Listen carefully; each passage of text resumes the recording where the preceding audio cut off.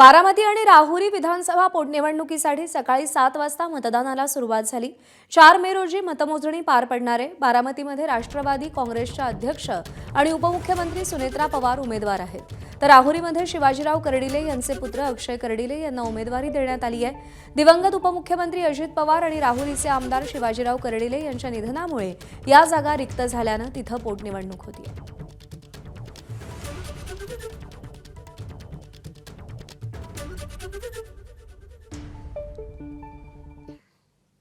बारामतीमध्ये पवार कुटुंबियांनी आपला मतदानाचा हक्क सकाळीच बजावला। मतदानाला सुरुवात होताच काटेवाडी मतदान केंद्रावरती सगळ्यात पहिल्यांदा उपमुख्यमंत्री आणि बारामती पोटनिवडणुकीच्या उमेदवार सुनेत्रा पवार मतदानासाठी दाखल झाल्या।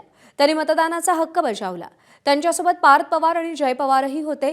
काटेवाडीतच अजित पवारांचे बंधू श्रीनिवास पवार यांनीही मतदान केलं। त्यानंतर बारामती रिमांड होम मतदान केंद्रावर सुप्रिया सुळेंनी मतदानाचा हक्क बजावला।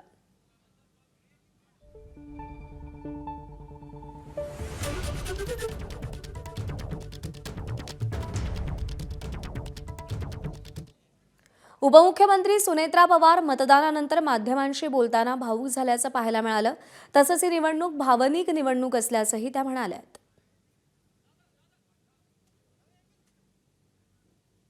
सगळ्याच बाजूने अत्यंत भावनिक निवडणूक आहे।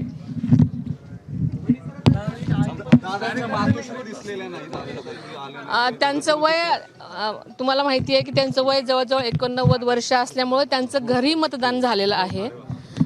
त्यांचे आज आशीर्वाद घेऊन मी आत्ताच इथे आलेले आहे आणि दादांशिवाय कुठल्याही गोष्टी आपल्याला करण्याची सवय नाही, पण आज आपल्याला हे मानून चाललं पाहिजे की दादा आपल्यात नाहीत आणि सगळ्याच बारामतीकरांनी लक्षात घेतलेलं आहे आणि ते मतदानासाठी बाहेर पडतात। बारामतीची जनता सकाळपासूनच सगळीकडे सगळ्याच ठिकाणी उत्साहानं म्हणत नाही मी तर त्यांचं एक कर्तव्य म्हणून आज मतदानासाठी मोठ्या संख्येने बाहेर पडताना आपल्याला दिसत आहे।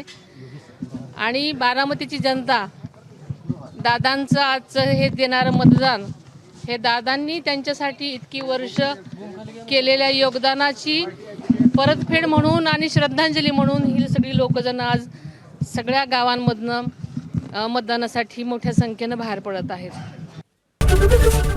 एबीपी माझा, उघडा डोळे बघा नीट।